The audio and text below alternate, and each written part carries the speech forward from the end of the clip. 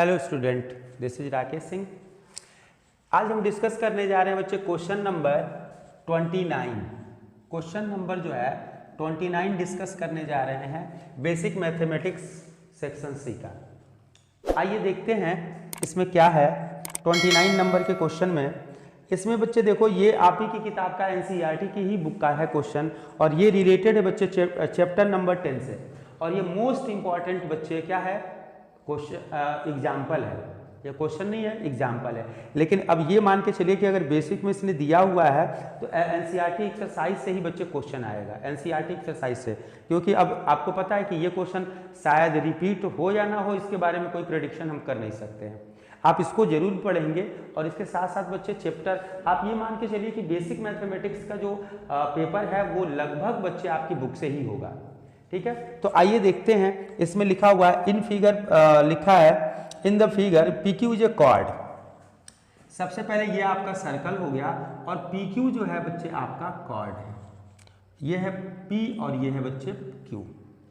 और यहां से लिखा है कॉर्ड की जो लेंथ है वो बच्चे आपकी 8 सेंटीमीटर की लेंथ है, 8 सेंटीमीटर। आगे आपको लिखा हुआ है रेडियस इज 5 सेंटीमीटर। तो अगर सर्कल का ये रेडियस है तो यहां से लेके यहां तक की जो डिस्टेंस होगी ये होगी बच्चे 5। आगे कह रहा है the tangent at P and Q intersect at point T। P और Q जो है एक पॉइंट T पे बच्चे, पॉइंट T से एक एक्सटर्नल टेंजेंट है और यहां पे बच्चे ये टच कर रहा है। आगे कह रहा है find the length of TP। इसकी लेंथ को आपको बतानी है। अब ध्यान देना बच्चे, ये जो क्वेश्चन है चैप्टर नंबर 10 से है, लेकिन इसके लिए बच्चे चैप्टर नंबर 6 का कॉन्सेप्ट जरूरी है। अगर हम क्वेश्चन नंबर 6 का कॉन्सेप्ट जान रहे हैं तो हम बच्चे इसको इजीली सॉल्व कर लेंगे। तो अब यहां देखो चैप्टर नंबर 6 क्या है, तो चैप्टर नंबर 6 है बच्चे सिमिलर ट्रायंगल्स। क्या है? Similar triangles. भाई ट्रायंगल्स चैप्टर है ही, उसमें एक टॉपिक है आपका सिमिलर। तो दो ट्रायंगल सिमिलर कौन से होते हैं? अब देखो वो दो ट्रायंगल है कहाँ है, ध्यान देना। अगर मैं इस लाइन को जोड़ देता हूं, ये पॉइंट O लीजिएगा, ये पॉइंट T है, T और O को ज्वाइन कर दिया, तो बच्चे आपको देखो दो ट्रायंगल आपको दिख रहा है, आपको वो दो ट्रायंगल जो है दिख रहा है। ये पॉइंट O है, मैं आपको दिखा रहा हूं। यहां पे एक नाम हम ले लेते हैं अपनी तरफ से यक्स, और आप देखिए आपके पास दो ट्रायंगल कौन कौन से हैं। इन दोनों ट्रायंगल को बस सिमिलर दिखा दो और काम खत्म हो जाएगा। सबसे पहले आ जाओ, तो एक कुछ वैल्यू है जो हम निकाल लेते हैं, या हम ये ध्यान देते हैं पहले सिमिलर दिखा देते हैं। वो दो ट्रायंगल कौन कौन से हैं? तो एक ट्रायंगल आपको दिख रहा है ऐसे, और इसका नाम है OPX। और यक्स पे बच्चे देखो ये क्वाड है, और सेंटर से जो लाइन ड्रा होती है वो बच्चे बाइसेक्ट करती है परपेंडिकुलर, तो ये बच्चे परपेंडिकुलर। दूसरी चीज आपको एक ट्रायंगल और दिख रहा है जिसका नाम है बच्चे OP और T। बस इन दोनों ट्रायंगल को हम सिमिलर दिखा दें। ध्यान दीजिएगा, सिमिलर दिखाने में बहुत ही आसानी है। टेंजेंट जब इसको टच करता है बच्चे पॉइंट ऑफ कांटेक्ट पे, तो ये 90 डिग्री, तो यक्स भी 90 एक पॉइंट, और एंगल O और एंगल O दोनों में है। बस मैंने आपको फिगर बाहर कर दिया है। अब यहां जब हम नाम लिखेंगे तो भी ध्यान देंगे बच्चे। चलिए देख लेते हैं, जब फिगर बाहर है तो उसे आसानी से हम कर सकते हैं। इन ट्रायंगल OXP अगर मैं लिख दिया OXP, तो दूसरा ट्रायंगल जो होगा O इसमें भी कॉमन है OPT। इन दोनों को मैं सिमिलर पहले दिखाऊंगा। मैं लिखूंगा angle O is equal to angle O common, और यहां से बच्चे आपको मिल जाएगा angle X is equal to angle P is 90 degree. अगर ये है आपके पास, तो आपको जो ट्रायंगल दिख रहा है OXP वो सिमिलर हो जाएगा ट्रायंगल OPT के। अगर ये बच्चे सिमिलर हो गए तो आपको बच्चे पता है जब दो ट्रायंगल सिमिलर होते हैं तो उनकी करस्पॉन्डिंग साइड जो होती है प्रोपोर्शनल होती है। तो यहां से अगर हम बात करते हैं तो OX by OP is equal to XP by PT is equal to OP by OT। अब यहां से एक रिलेशन तो हमें हटाना पड़ेगा, TP की जरूरत है, तो इसलिए TP हमारे पास रहना ही है, तो उसके साथ XP का होना जरूरी है। OP है और OT है। ये बच्चे वैल्यू जो है आपके पास आ सकती है। तो मुझे मिलने के लिए तो तीनों साइड मिलेगी, लेकिन हमें जरूरत जो है इन्हीं दोनों से है। अब इन दोनों में आप ध्यान देंगे एक्सपी आपको बच्चे पता है जब ये कुल टोटल डिस्टेंस बच्चे 8 है, PQ अगर आपके पास 8 सेंटीमीटर का है तो PX जो होगा हाफ ऑफ 8 होगा और ये हो जाएगा 4 सेंटीमीटर। ये वैल्यू आ गई 4 सेंटीमीटर। तो अगर हम बात करें PX या XP की तो वो तो पता लग गई। अब यहाँ PX पता है, ये पता करना है, OP हमें पता है, OT नहीं पता है। OT की जरूरत, OT तो ये लेंथ बड़ी वाली हो गई, तो हमें तो OX पता करना है बच्चे, ध्यान देंगे। चलिए देखिए, इसको आप छोड़ दीजिएगा और ये दोनों आपको तो इन दोनों से लेना है। OP की वैल्यू, O से लेके P की वैल्यू आपको पता है 5, XP या PX की वैल्यू 4, PT की वैल्यू फाइंड आउट करनी है, PT आपके पास फाइंड आउट, OX की वैल्यू चाहिए। तो आ जाओ इसी ट्रायंगल में आ जाओ, in triangle OPX by Pythagoras theorem से आपको निकल जाएगा OX is equal to square root of OP square minus XP square. आपको पता है पाइथागोरस, तो यहां से हो जाएगा root over square of 5 minus 4 square. ये पाइथागोरस ट्रिपलेट होते हैं और आपको इसकी वैल्यू पता होगी। Square of 5 25 minus 16 equal to 9 और रूट 9 की वैल्यू 3 होती है। सारी वैल्यू बच्चे पता लग गई, आप इसकी वैल्यू को पता कर सकते हो। OX की वैल्यू 3, OP की वैल्यू 5, X से लेके P की वैल्यू, PX की वैल्यू 4, PT की वैल्यू आपको पता करनी है। ये हो जाएगा 3PT इक्वल टू 20, तो ये आपके पास हो जाएगा PT is equal to 20/3 centimetre. ये हमने पता कर दिया। तो क्वेश्चन नंबर 29 तो हमने सॉल्व कर दिया। अब हम देखते हैं बच्चे क्वेश्चन नंबर आपके पास 30 क्या है। तो 30 बच्चे आप देख रहे हो, ये है आपका चैप्टर नंबर 8 से, और ये बच्चे आपका जो है पहला जो क्वेश्चन आपको दिया हुआ है इसका ऑप्शन में से पहले, तो वो आपकी बच्चे बुक से है। अगर हम बात करते हैं तो वो ऑप्शन जो आपको पहला दिया है वो आपकी बुक का है क्वेश्चन, और जानते हैं ये ट्रिग्नोमेट्री आइडेंटिटी से है आएगा, और इसमें बच्चे जो क्वेश्चन है वो आइडेंटिटी से ही रिलेटेड आने के चांसेस हैं। और पहली एक्सरसाइज की बात करें तो पहली एक्सरसाइज में भी है कुछ क्वेश्चन, नॉर्मल क्वेश्चन, वो 1-2 नंबरों के लिए ऐसे आ सकते हैं, 1 नंबर के लिए।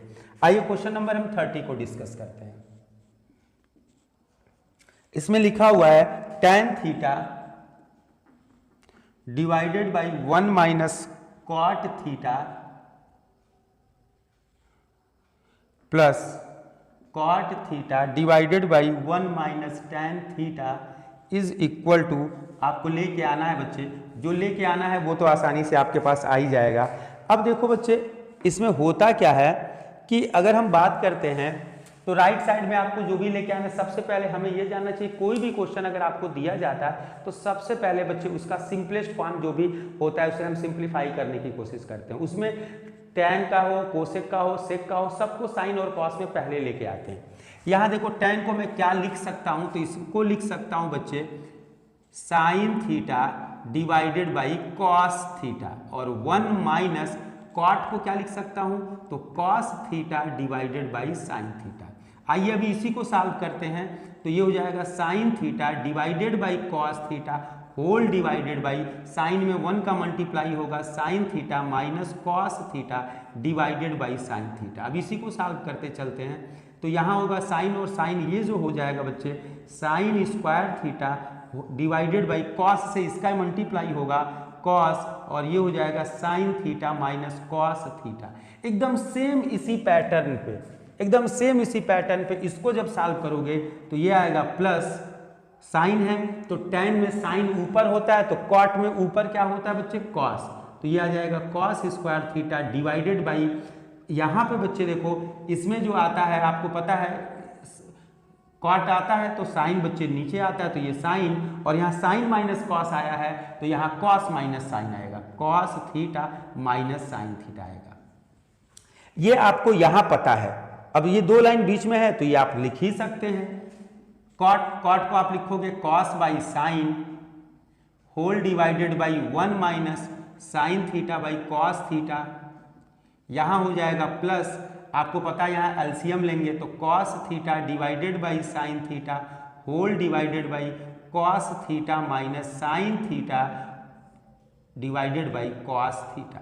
आपको अच्छे से पता है ये इससे मल्टीप्लाई होता है, ये इससे मल्टीप्लाई होता है, कॉस स्क्वायर ऊपर गया और ये आ गया।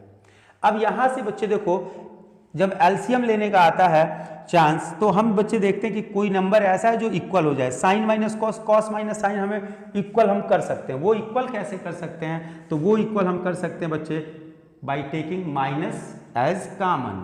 तो हम कॉमन ले सकते हैं sine square theta divided by cos theta in bracket sine theta minus cos theta, ये तो अपने पास रहेगा, माइनस को हमने कॉमन लिया तो यहाँ से साइन चेंज हो जाएगा और ये आ जाएगा बच्चे साइन थीटा और sine theta minus cos theta, और ये हो जाएगा आपको पता है ऊपर तो कॉस स्क्वायर थीटा है।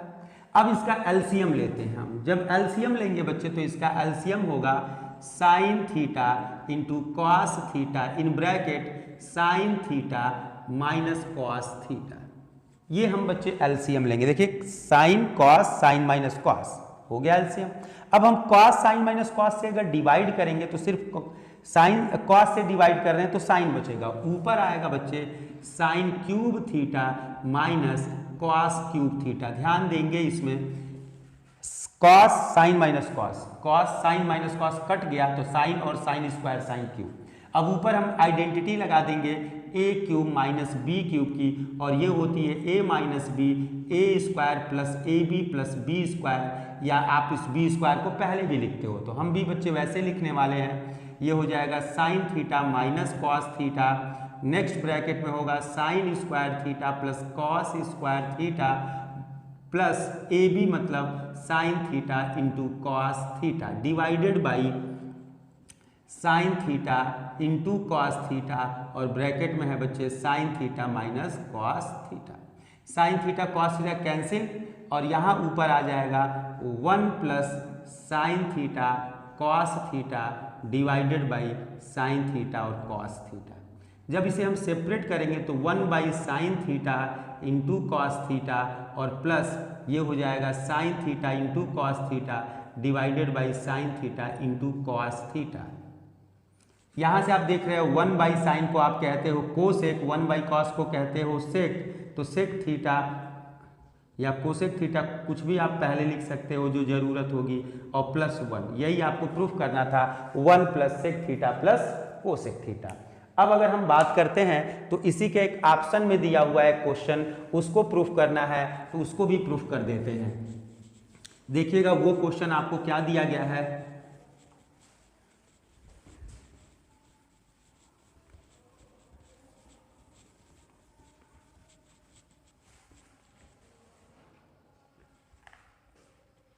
आपको वो दिया गया है sine theta plus cos theta equal to 3, sine theta plus cos theta is equal to √3, और आपको प्रूफ करना है tan theta plus cot theta equal to 1। ये भी बच्चे मोस्ट इंपॉर्टेंट क्वेश्चन का पैटर्न होता है जो आता है। यहाँ देखो हम सबसे पहले इसका स्क्वायर कर देते हैं, एक रिलेशन हम अपने पास रख लेते हैं, स्क्वायर ऑफ बोथ साइड। अगर हम करते हैं तो ये होगा sine square plus cos square plus 2 sine theta into cos theta is equal to 3। तो साइन स्क्वायर कॉस स्क्वायर आपको अच्छे से पता है, आप बच्चे साइड में आइडेंटिटी जरूर लिखना, मैं अगर छोड़ भी दे रहा हूं तो आपके लिए कंपलसरी है।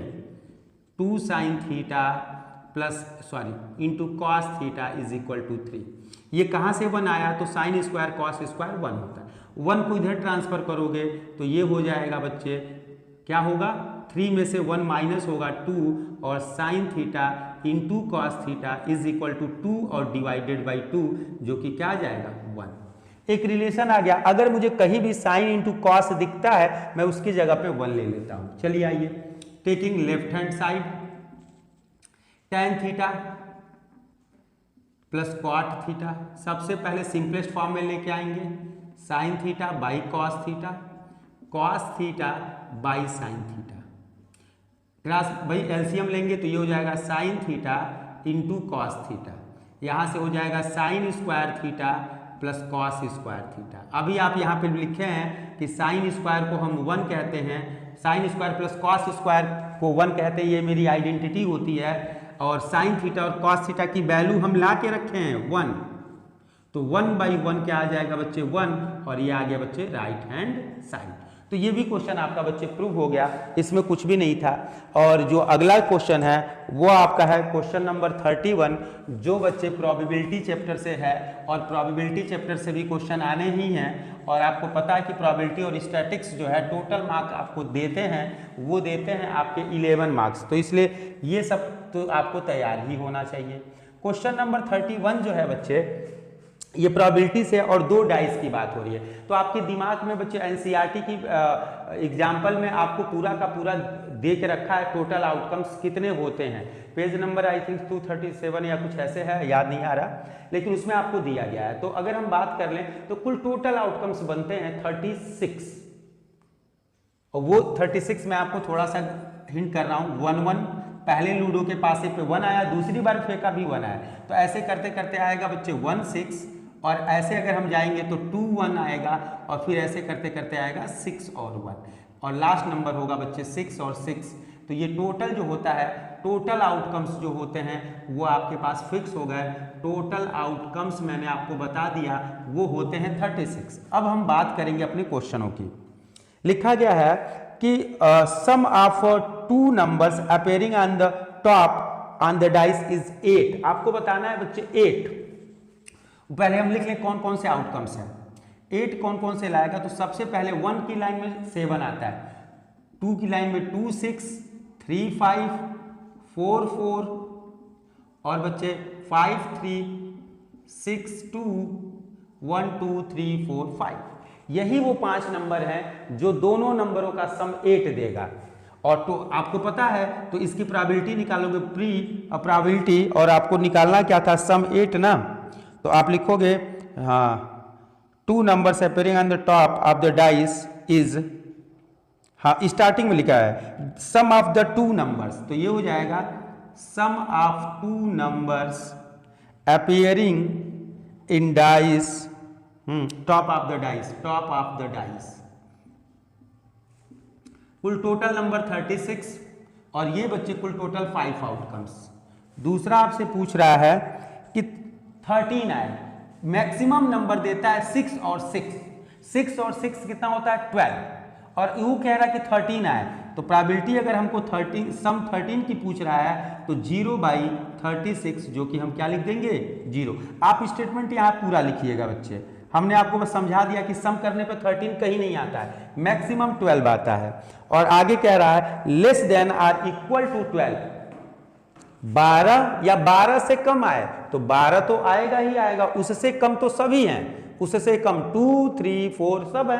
तो इसका मतलब हो जाएगा प्रोबेबिलिटी सम, ठीक है, equal to 12 r less than 12 की बात कर रहा है, तो लेस देन 12 जो हो जाएगा टोटल 36/36, जो कि क्या आ जाएगा 1। तो आज हमने बच्चे सॉल्व कर लिया सेक्शन नंबर सी, जो कि पहले क्वेश्चन से स्टार्ट हुआ था, पहले चैप्टर से। तो ये सारे के सारे क्वेश्चन हमने बच्चे सॉल्व कर लिया। अब हम अगली वीडियो में बच्चे डिस्कस करेंगे सेक्शन डी को। Thank you.